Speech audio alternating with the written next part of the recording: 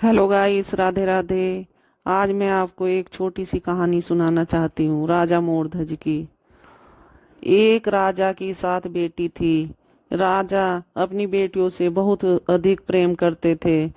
राजा पूछने लगे एक दिन अपनी बेटियों से, बेटी तुम किसके भाग्य का खाती हो? 6 बेटी बोली, पिताजी हम आपके भाग्य का खाते हैं। फिर 7वीं बेटी कहने लगी, पिताजी मैं तो अपने भाग्य का खाती हूँ।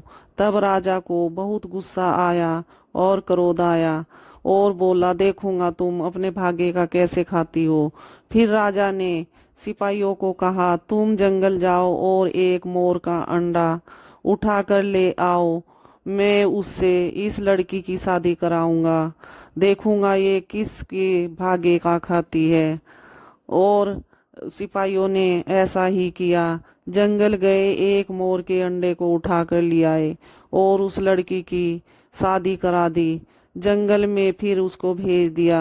बेटी जंगल में रहने लगी, मोर के अंडे को लेकर बैठ गई। कितने बरस बीत गए। एक दिन वहां भोले शंकर जी घूम रहे थे। उन्होंने देखा कि लड़की एक रो रही है।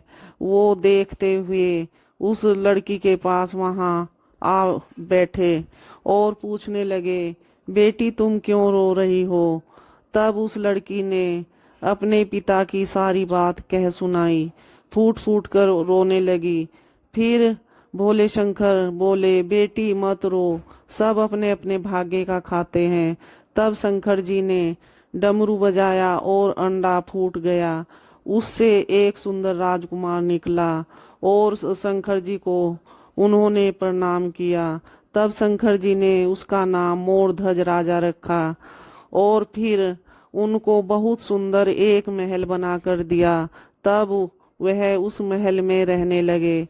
तब राजा को एक दिन बेटी की याद आई।